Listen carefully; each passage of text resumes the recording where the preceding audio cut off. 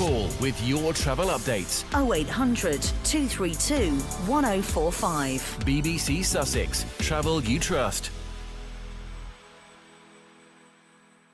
Let's talk about Terry Jones, and more tributes have been paid to the former Monty Python member who has died at the age of 77. He's not the Messiah, he's a very naughty boy. Yes, his family announced his death yesterday, 24 hours after he died from a rare form of dementia known as FTD.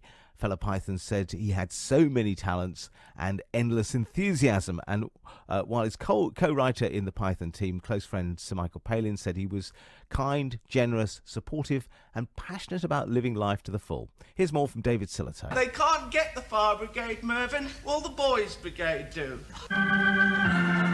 Hello, Mrs. Rogers? No? Oh, I must be in the wrong house. Terry Jones fizzed with enthusiasm, and in Python he was often at his best in a frock. Now you listen here. He's not the Messiah, he's a very naughty boy. Now go away. Born in Colwyn Bay, he met his friend and writing partner Michael Palin at Oxford, and on leaving university got a job at the BBC. Twice a Fortnight was a hint of things to come. Silly, inventive, and with a bit of history thrown in. But it was a children's programme, Do Not Adjust Your Set, in which you could see the template for Python. Well, all the teams are divided, the guests, I should say, are divided into two teams, A and B are the winners. You can't make it more complicated if you want to. I'd like to restate our position on agricultural subsidies and their effect on our Commonwealth relationships. The surrealism, the lack of punchlines, the soul of Python owed much to Terry Jones. He cared a lot. Mike, Terry Gilliam and myself always tended to be on one side, and then Eric, John and Graham were on the other side, if there was a split like that. So I think mainly it was in method, I think, that John and I locked horns, because I think John does like to dominate. Charlie, you come to this mark there, to where Suko is. On the Python films he directed and injected a bit of his medieval knowledge. Then came Ripping Yarns, and after that, the TV history programmes.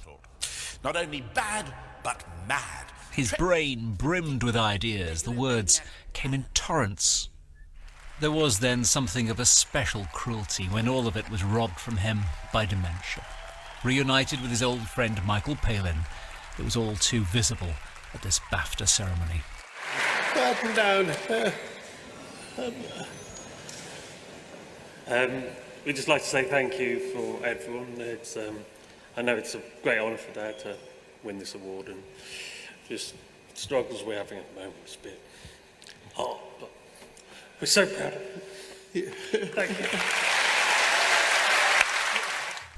50 years on then, a final moment of thanks for the wit and creativity of Terry Jones. Now, listen to that, John Wood from East Grinstead. Some years ago, John was actually named the biggest Monty Python fan in Britain. Hello. Hi. Hello, and you met most of them, I guess. And Terry, yes. what was he like as a chap when you met him? Oh, he was lovely. He was so kind and friendly and funny. In fact, the very first time, it was by chance, when I was 15, 1975. I happened to go into the Nellie Dean pub. Well, no, he went in there.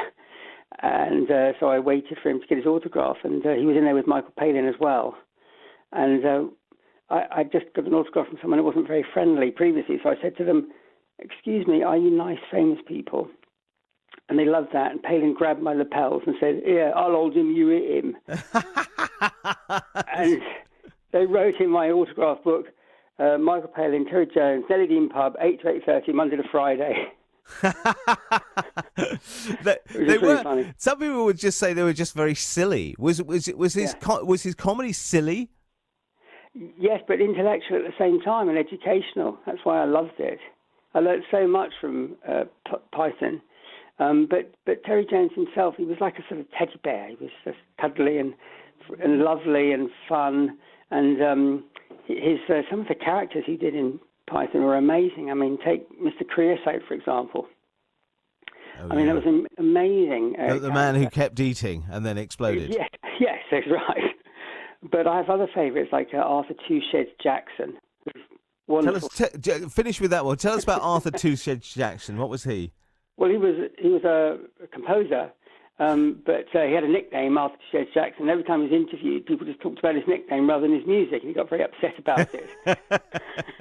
Very good, very good. John, thanks very much indeed. We're getting your favourite Python memories. 81333. Start your text with the word radio. And as I said before, not everybody gets it. We had another person in who says, I'm with Stephen Cranford on this one, actually. I fully respect the success of Monty Python and all their stars and the quality of the characters, but I never quite got it.